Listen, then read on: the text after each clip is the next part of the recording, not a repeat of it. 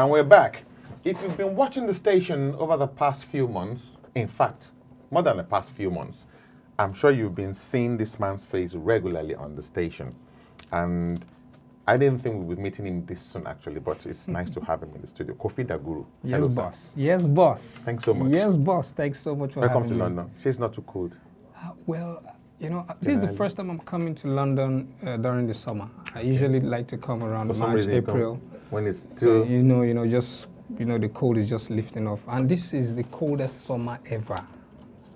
They shocked me. Yeah. If you came here, if you were here a month ago, you won't say what you just said. And if you were here 2 weeks ago, it was raining cats and dogs.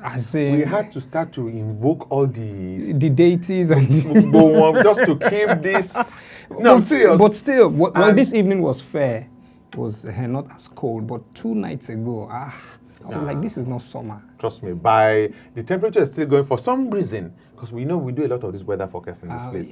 So I have an outdoor event on Sunday. Every morning I wake up, I go on the weather forecasting. So far, even the sponsor is following it for me. Is that we won't sign the final if we're not sure. Are you sure? It's like Sumta, not Sumta. Welcome to our show. Yeah, thank you so much. Yeah, it feels good for the record. Everybody loves your show here. Thank you. Original. And we'll come to that, to the indigenous element, because I'm a big fan of that as well. For those who don't know, his dad is Nigerian and his mom is from Togo. Because I always wonder, Koffi. And then he corrected me one and told me that his own Koffi is not from Ghana. His own Koffi is from Togo. You want to talk about that? Well, yes. Love can take a man to any end of the world. Indeed. So I don't know what he was looking for. All the girls in Lagos, he had to end up with a Togolese girl. And my mom, being the kind of person that she is that sweet little girl that you would, any man would want. That's why you got the charm now. Yeah. So. Well, they had their own do. And you got the champ. They said you won a most friendly comedian award. Well, true, yeah. Really? But true to form and nature, you are? Yes, I am always the guy with everybody. No enemies, not one. And it must have its advantages. Yes, it does. I'm able to, relate with everybody. We've hardly ever met. Yes, exactly. But we connect. We connect. My own thing is everybody deserves to be happy. Okay, there's nothing to really bother about in life. My philosophy is live and let live. I don't see anything that we need. Are you only? The sky is big enough, so... At all the time... well, it depends on the industry, really. Exactly, yeah. Well, it depends on the industry. The mafia world, the sky is not big enough. How difficult is you're a man of many skills. I alluded to you as a dancer. You said you're not a dancer, but I've read quite a lot of stuff saying that in your theatrical life. Yes, I used to be the dance. Exactly, the dance director. So exactly. Yeah. So you're a man of your skill, kind of like rolls across. I grew. But you kind of like zoned it down now to comedy and then TV. Yes. Pretty much. That's what you zoned it down to. Yes. Now I look at the comedy industry. I've had a lot of comedians come on this show, and it's like every month there's another one coming in. Yeah. And now you look at social media, which has now given birth to this new crop again of so talking about the mafia and the Ojo and your Torunfo, in that very congested terrain. Yeah. What does it take to stay afloat like you have? Well, you have to be original, and then you have to be contented. You have to know your client base, your followership, your fan base. From the generation where I'm coming from, my fan base is not the social media kind, so you have to understand them and stay rooted to them. If you try to lose them in the pursuit of that new fan base, you're going to lose totally. I'm not totally interested in trying to pursue that millennial fan base. Because you already have your niche. Because you have what you have. You have to stay original to you. Then you can upgrade, you can just, once in a while upgrade to certain levels, be posh about it, be enlightened about it, renew, rejuvenate, but then don't lose your core. Because when you lose your core, you're lost in both worlds. You don't belong there, you don't belong here. When I walk on the streets of Lagos, my fan base is higher than what you see on social media. Okay, so I must stay connected to them. I must give them materials. I must give them content that keeps me refreshed and alive all the time. I should be able to relate with that fan base. And because that fan base pays my bills more than the finesse you see on social media. Okay. As you know, and funny enough, you've pretty much said it all there, but it appears as well that social media comes with a lot of noise.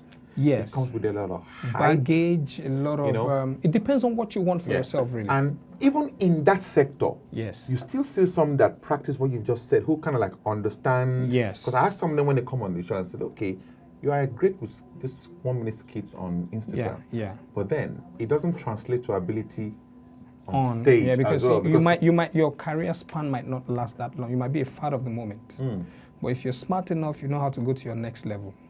The major problem we usually have in the Nigerian entertainment space is not knowing our next levels. Most entertainers don't know the next level. The business side, kind of? Not the business side. Ability to evaluate yourself and know what to do. How to go from just being a stand-up comedian to being a producer. Okay. How it's a different skill. Yeah, how to move to the next stage of your career. Americans understand that no matter how big you are as a music artist, at some point you have to evolve to making movies to be able to stay relevant. But in Nigeria, if you're trying to change career path within that domain, they think you're fading off. You're not doing well anymore. Mindset problem. Yeah, so the audience sometimes determines how you evolve. But if you know what you're doing, you should evolve yourself. Before Banky W is a perfect example. He knew when to evolve. So you can't say because his music is no longer doing so good. You could tell that he had a path. And he had a plan. The movies thing with he was in the wedding party. With the wedding party, the first one, Yes. Because at the time when I heard it was being cast for that role, I'm thinking, Banky is it's really a first timer. I've not known him really on TV. But you could tell he knew. But knowing his stock. Yeah. If you could see from his previous videos, you can see that he was having drama in them. Yeah, exactly. Knowing his stock, he knew where he was going. Though it was a major, but he pulled through, and now today he's a box office selling. If you watch selling. Up North, the movie, you'll be like, wow, man. So you have to know that next level. Most of the people you see doing these things on social media, they were having fun, then it caught on. And if you see most people on social media doing those interactions are advertisers. Yes. Okay, you do all of that, and at the end of the day, you're just advertising for brands. Indeed. You can't do that for too long. You must be able to. Just for the moment. Yes, because next week some other guy is going to come, and they all rush that guy's page, and then you start feeling miserable and like, you're just checking out how your views, how many, you're not getting that many views anymore. Is it like I'm not funny anymore? No, you're funny. It's just time for them to move on. Okay, let's talk about how you were cooked as an entertainer now, because a lot of what you're saying right now is born out of obviously a lot of experience. Yes, true. You've been in theater. I started with theater. Exactly. So the schooling is different. The tutoring is different. It's totally a lot different. of these people just started with their phones. Yes. And maybe saying something. Yes. There. So it's this knowledge that you have right now. Yeah. It comes from my first days in Theatre 15. Okay, when we were in school in Unilag, we had the opportunity. Quite a few people came out of that Theatre 15. Benga Denka, Teju Babyface, TA, myself. All solid. Yes. Pumi Davies, so that platform enough gave us the mindset, the wherewithal to become who we are in future. Kayode Peters, Biola, all of us. So you have to start from one stage to the other. Okay, I started as a sound assistant. I started as a waka pass, a cameo appearance. Took you through all the elements. And then stand-up comedy, opening act. Then, I went through everything, a writer, an actor, a director, a producer, everything. So by the time I came to town fully as an entertainer, every element from that school was already in me. It was just left for me to now start showing to you at the time I could. So if you see me acting today and tomorrow I'm doing stand-up comedy and tomorrow I'm singing, it's because it's all in me. Or dancing. Dancing. You sure I want this dance? I had to give up on dancing at some point. I was like, no. I could dance at home, but commercially, no. So with the knowledge and what you've said right now, then it's not the minefield, the Ojo Toronto minefield. Well, it's not really as difficult. If you know what you're doing, it's not really as difficult. Yeah, because you know your space, you have your niche, and then you must be contented. That's the major thing. A lot of people don't understand. You must fulfillment and success. And the definition is different from individual to individual. Yes, your definition is not my definition. I know what my fulfillment is. I know what my definition of success is. What your expectations of me are not my expectations of myself. What would you say are the benefits of social media, the explosion? Well, for your sector? Yeah, I think it helps us to reach places faster. Okay. Initially, the reason I was singing a lot in the beginning was so that I could reach places where physically I couldn't be able to reach. There was no social media then. But now with social media, you just post something in 1 second and someone in Austria, someone in Germany, everybody's seeing you at the same time. So social media helps us to break down a lot of publicity barriers, a lot of boys are now traveling constantly to do shows in faraway places because of social media. At the time, there was no social media. So for PR, social media is good. If you have good followership, you have good content.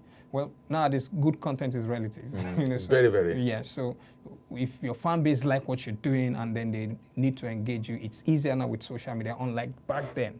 You have to go through the rigorous process of having to get your contact. Now they can just DM you. They can just tweet at you. They can just comment on your post. We said this event of through the DM, exactly. We're on LinkedIn and we're like, hey, bro, what's up? I like this. Okay, so that's the powerful thing about social media, the merits.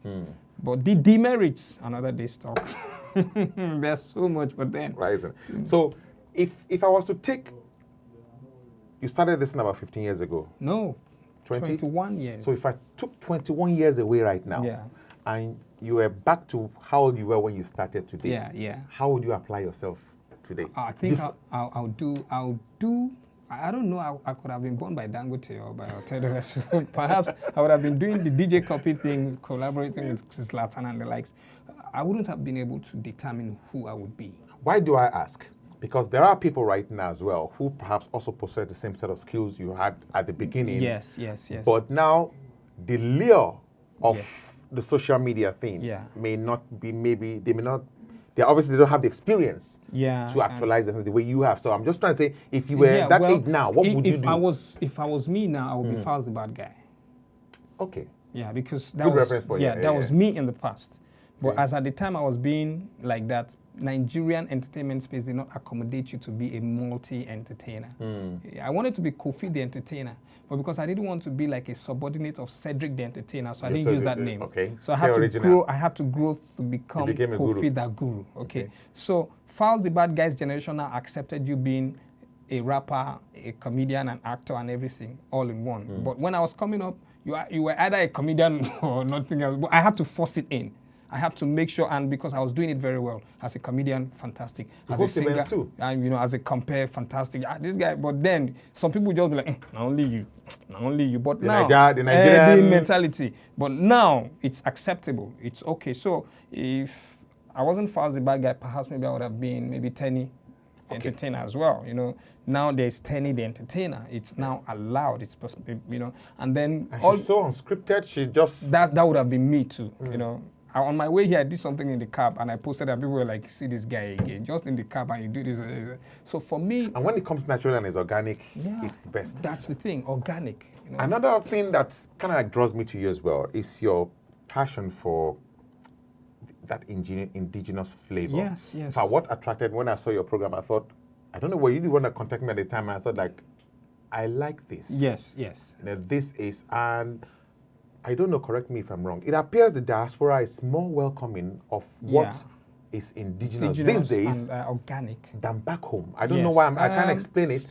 It came from our upbringing. If you check back in the 50s, 60s, our parents wanted to be disco and all, the London baggy trousers and all that. We always like to look superior to our neighbors. It's something colonial to us. It's a problem. It has become part of us, And if we cannot do that with our accent, we have to do it with our cars and our dresses and our... So before I was at Oba Iki's show the weekend before coming, and it was a cultural, powerful drum concert. And I was like, wow, Ara and I were like, see this. And she told me, look, even President Obasanjo told her that culture doesn't sell. Because the people who are and that's a very cultural man, he started doing that Ankara thing, the president, that's why he was stubborn about it, that he must wear natives everywhere he went in the world. And here in his events, he insists that he must be Nigerian food all through. They'll get used to it. Yeah, so, because he sees that our people, if you don't put it in their head, they will not accept what is their own. But the program is working. That's the thing. At times you have to do it. Yes. to make the statement. I can get away with it because of my experience over time and because of the humorous end to it. Yes. If it was a very straight up, serious program, I don't think I would have pulled Survived it off. it, yeah. And then because you can see a lot of intelligence and quality in it. And then it's something that in 10 years' time will still be relevant. So it also depends on how you package it. But still, as we speak, it is not still globally accepted or widely accepted as it should be. If it was something from America, for instance, now, everybody jumps on it. As in they would have downloaded the app, all of them would be, man, I'm going to the Express, by Ellen DeGeneres, the Express by Usher Raymond, the Express. But because it is the Express by Koffi Tha Guru, and then the painful part of it is the corporate end. They're supposed to, boost all of this. They're just as bad, if not worse. They just don't support it like they should. Yeah, they just feel like, if they're not making money off you, if they're not using you to make money, then it's not valuable to them. It's for me these days now. I want to digress a bit. Talk about this whole Afrobeat thing. Yeah. And I'm sure you hear that. Everyone will tell you like that whole movement kicked off in the UK. Yes. Because I was telling someone yesterday it started from here. People like us, you know what our greatest concern was as a parent? Because nobody living abroad can tell you that, we are going back to Nigeria tomorrow. True. You don't know. True. But you want your children to imbibe your cultural values. Yes. And it's something you can't force on them. It has to be organic. Yeah, it has to come gradually. It has something so when this whole Afrobeat thing started here, really, we could have been the pioneers that helped in launching it. They were the ones that took it to the next level. And look at where it is today. Yes. And that thing kind of like spread. I'm so happy about it. As of 2011, it was not like this. It's so cool to be, you go into any shop right now. Yeah. So on my way here, just outside here, I saw one Oyibo guy. He was blasting Niger sound on his phone. I was like, I wanted to jump for joy. I wanted to be like, hey, I almost spoke you about it. It's the most common thing that you see right now. Yeah, I like it. So it's a great feeling to have. You're in the UK now, and I know you have a show in Manchester. September 1st. September 1st. Blunt, brutal, breathless. I'm saying it. That was going to be my next thing. I'm very blunt when I come. And about time too. Great to have you. So what you'll be looking to on the day in Manchester at Roots Lounge? Well, for me, comedy should not be scripted sometimes, and then comedy should be a place for you to express yourself as you say it. Can you say anything in comedy? Do you have the license to say anything? The reason I'm asking right now is, are there no-go zones in comedy? People complain. Some people say, comedians just say things. There are no-go zones. Not fit to be broadcast, definitely. You have to be very, very careful. There are beer parlor jokes you can share with your friends, and there are censored materials that you have to... Do you think it's a problem in comedy in Nigeria? Yes, it is. From the generation where I was coming from, you have to have a family orientation sometimes when you're on stage, okay? Then if you want to do a strictly adult thing, you know where to go to do a strictly adult. But lately, some of the boys... Sensitive issues like rape or... You see, I'm even still surprised that suddenly rape is now being used as materials. As in, coming from where I was coming from, you could not even think in that direction. How did you end up thinking in that direction? Okay. Is there a body that can deal with it? No. You guys have an association? See, the thing with comedy is this. You cannot train a comedian. You can train a master of ceremony. But you cannot train a comedian. A comedian is a natural element. It is his spirit. So you can't guide them? You can't. You can only say, my guy, we get one show tomorrow, and a corporate show, but if you talk some kind of jokes. But you can't tell him how to tell his own jokes, his ideas, his mindset. So you cannot tell him, that your joke where they talk. No be like that, you're supposed to talk and like this. Bros, you know what make I blow? You know what make I shine? But then people look at you like the elders of the industry, they can come to you and say, Baba, elders of the industry. There's some boy who look at you that he's playing 10 gigs in a month and thinks that you have never played such in your life, and he thinks he's balling than you ever balled. So why are you to advise him? Why are you to advise him? He doesn't know that your priorities in life has changed. So you just have to watch him and wait for him to get to the point you are right now, to now have that conversation with you when he sees you when they say, bros, and no time missing as we debut. So I fought a fight in the industry that got me blacklisted. So I had to pull back. Okay, my priorities in life are to be a family man, not to fight anybody or anything. So when I was fighting against people who were stealing people's jokes and I was being looked at as a spoil sport, I just had to pull back, say, hey, I'm doing this for the industry, not for me. But if you can't see it, 5 years later, everybody say, hey, see, this is what Koffi was talking about. Now we need him to fight. Fight what? Oh my, yeah, 3 children. Really? So Sunday the 1st of September, I believe. Yes. Roots Bar, Sunday the 1st of September, you can catch Koffi Tha Guru at the Roots Bar in Manchester. I'm saying everything. At least I'm not in Nigeria. I can say everything here. So go on his Instagram page, it's Koffi Tha Guru, yeah. And we'll be playing the advert again on this program to get to know more about the event. Thanks for coming on the show, my brother. Are we done? We're done. Well, we're going for the after party together. No. Thank you, boss. Thank you so much. God bless you. Yes, we're going on a break right now. When we come back, some have dubbed him the king of Alaba mixing, and he has built up an entire empire for himself on the back of that. We're going on a break. When we come back, DJ KYs.